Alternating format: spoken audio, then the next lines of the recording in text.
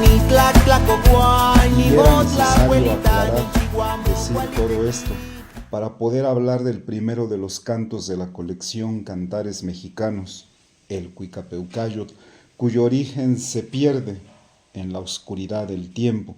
En el tiempo, no hace siglos, viene de una antigua tradición religiosa este canto, y bueno, ya di las fuentes que lo amparan. Bueno, como quiera que sea entonces el Cuicapeucayotl, pues queda claro ahora eso, es un canto sagrado de la religión náhuatl, y su título, tan solo su título es ya revelador.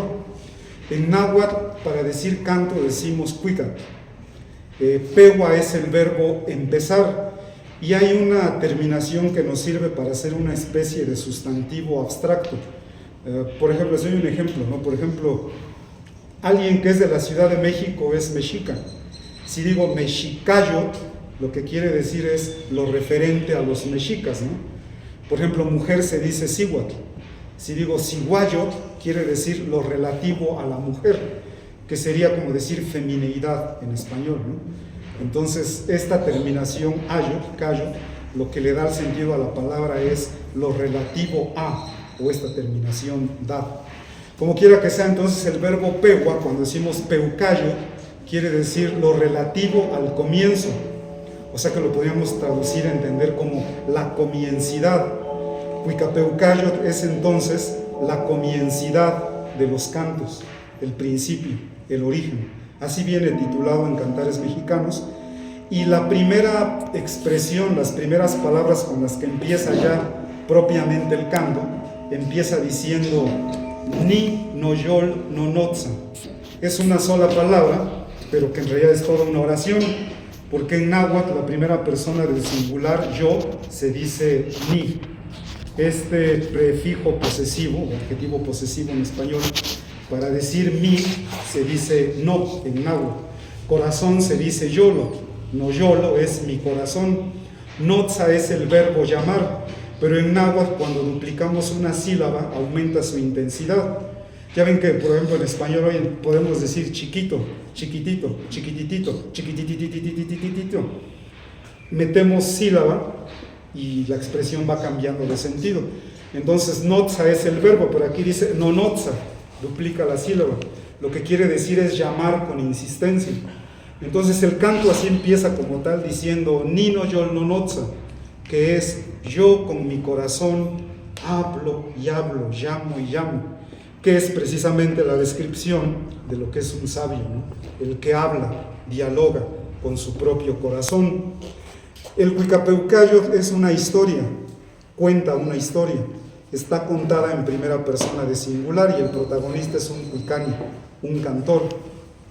En náhuatl esta terminación ni nos da la idea de la persona que realiza la acción. Por ejemplo, choca es el verbo llorar, chocani es la persona que llora. Y en náhuatl no hay esta bronca de lo masculino y femenino, porque chocani es hombre y mujer, es la terminación para como la tercera persona, ¿no? Entonces chocani es la persona que llora. Entonces cuicani es la persona que canta, o sea, un cantor, un cantador. Ese es un cuicani. Bueno, pues él es el protagonista de esta historia de la que trata este canto sagrado, el Cuicapeucayotl. Bueno, resulta que este cuicani anda en búsqueda del sentido de la vida aquí en Tlalticpac. Anda viendo de qué trata todo esto, ¿no? ¿Por qué existimos? ¿Qué hacemos aquí? ¿Qué es lo que le puede dar sentido a nuestra existencia aquí en Tlalticpac?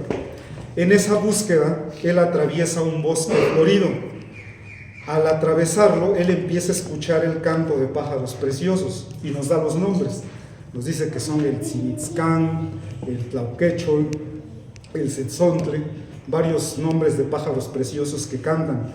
Y dice que parece que el cerro les responde, o sea que las aves están cantando y de repente se deja oír como que el cerro responde a esos cantos. Luego, repentinamente se hace un silencio total, absoluto, y entonces se le para de frente un quetzalhuitzitziltzin, que es un colibrí precioso, que es el símbolo de una divinidad. O sea que él ya se está encontrando con el mundo de lo sagrado de los nahuas, dialoga con un colibrí. El colibrí, las primeras palabras que le dice el colibrí es: ¿a quién buscas, cantor? El cuicani le dice: ¿dónde están las flores? Quiero saber dónde están las flores. se las quiero llevar a los nobles. El colibrí le contesta, pues sale, te las voy a mostrar, a ver si de veras cumples y se las llevas a los nobles, a los que son como nosotros. Y entonces el colibrí lo introduce al Xochitlalpan, que aparece esta palabra en el canto. Considero que no se debe intentar traducir la palabra Xochitlalpan, pues ésta representa uno de los conceptos más profundos de la antigua religión náhuatl. Xochitlalpan no es un lugar a donde uno puede ir, es más bien un estado mental en el que se abren las puertas de la percepción, un estado, un momento en el que el Tlalticpac se transmuta, se revela, se deja ver como realmente es, donde las flores resplandecen con el rocío, donde todo reverbera y brilla cual luces del arco iris. Así, ya en Xochitlalpan, el colibrí precioso le ordena al Cuicani: córtalas.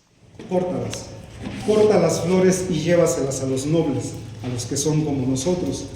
Y bueno, el Cuicani obediente corta las flores y las pone en el hueco de su tilma y se las lleva, ¿no? Se las lleva a los señores y va jubiloso porque dice, ya conocí el Xochitlalpan, ya estuve ahí, ojalá y alguno de nosotros pudiera regresar para venir por más flores.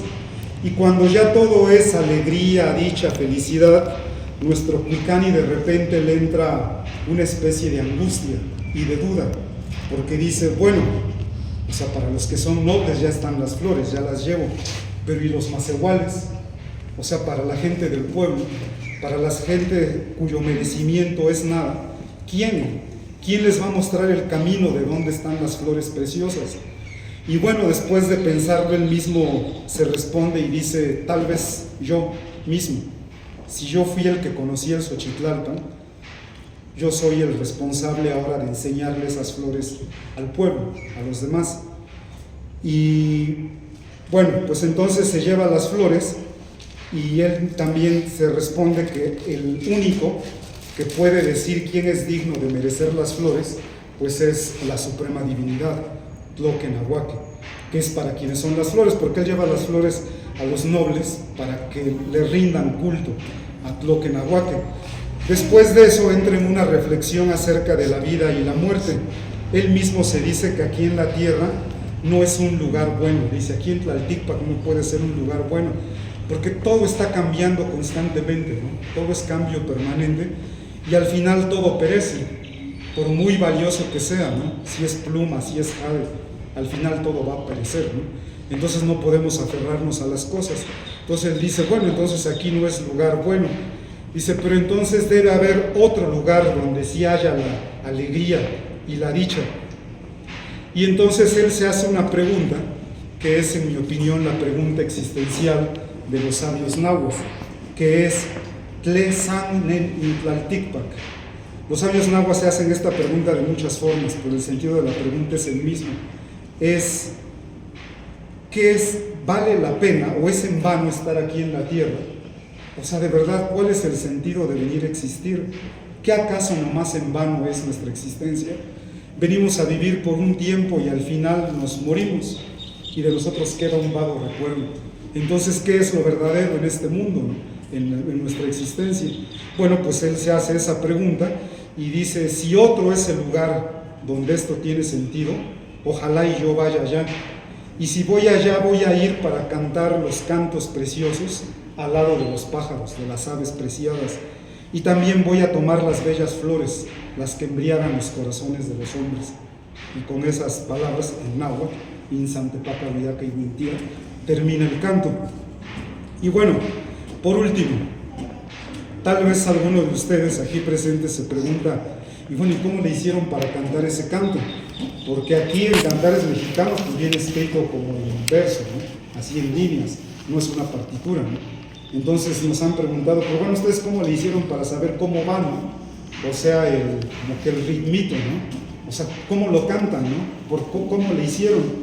Y bueno, pues si alguien tiene esa duda, pues nada más puedo decir que a mí me interesó mucho ese canto, entendí que allá hay como que un secreto que debe ser desvelado, Y entonces me di a la tarea de encontrar su métrica, porque bueno, mi idea era simple, ¿no? Si es un canto, tiene métrica. Si tiene métrica, hay que encontrarla, ¿no? Entonces lo que hice fue escribir el Cuicapeucayo completo, un montón de veces completo. O sea, hice así de hojas, ¿no? Lo escribía una vez, lo descomponía en sílabas, en oraciones, ponía las acentuaciones de las palabras que en náhuatl es en la penúltima sílaba, y buscaba que tuviera sentido, no me servía, lo volvía a hacer, y así le hice muchas veces hasta que un día, leyendo una partecita, al leerla como que solito reveló su ritmo, no sé, decía Casanquite más igualtía, intlo, que inagua, que inchaltic, como que solito decía cómo debe de ir, ¿no?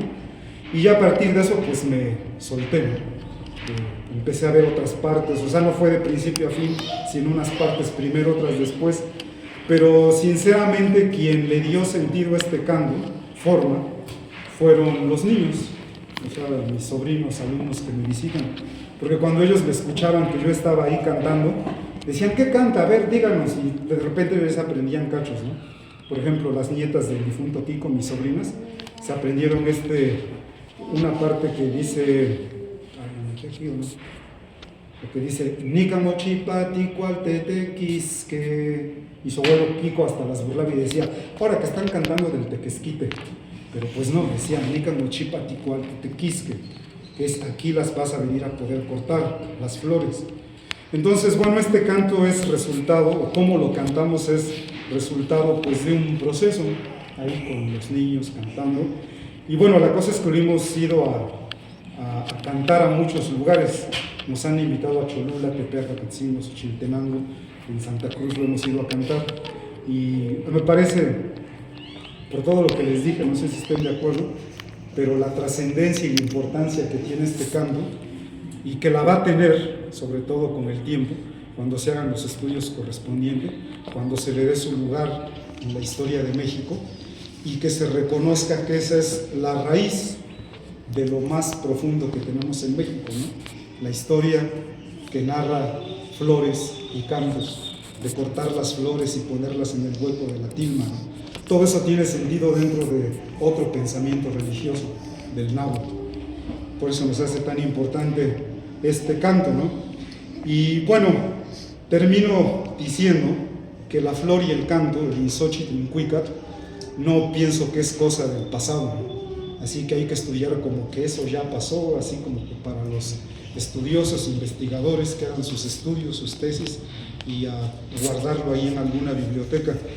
No, yo pienso que están bien vigentes, sobre todo hoy, en esta época que estamos viviendo, porque estamos viviendo en un mundo muy convulso, donde todos ambicionan cosas materiales, ¿no? Una sociedad bien consumista, donde las personas se valoran por lo que tienen, ¿no? Por las cosas que tienen, donde las personas piensan que lo que le puede dar sentido a su vida es un objeto material, ¿no? Que si tengo un iPhone 10 quiero uno 20, ¿no? Eso me hace mejor ser humano. En medio de esta sociedad que hay toda una violencia desmedida, ¿no? Una ambición de poder, de lujos, de ambiciones, de riqueza, de gloria, de fama, ¿no? En esta sociedad tan decadente que nos tocó vivir hoy, en el siglo XXI, yo pienso que es tiempo de hacerse esa pregunta, ¿no?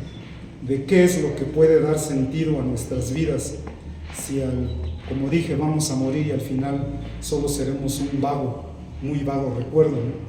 Bueno, lo que responden los antiguos nahuas es: lo único que puede dar sentido a nuestras vidas es la flor y el canto, el símbolo y la metáfora, el arte y la sabiduría.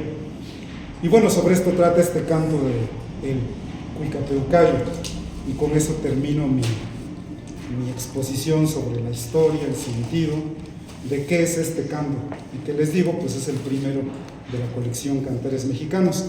Y bueno, ya para terminar, pues el canto, les digo, ya está. Normalmente este canto lo canta la chica zombie, la hija de Edith Flores. Ella se lo sabe todo de memoria, pero bueno, ahorita tiene gripa y no pudo venir, entonces pues nos vamos a tener que echar nosotros. ¿Sale? Bueno. quite shokni Pineki nik miktiayo ni jazz nik miktitille Cuat amo cuaneshi Ashkan nik kakawas nik la huevita nik miktia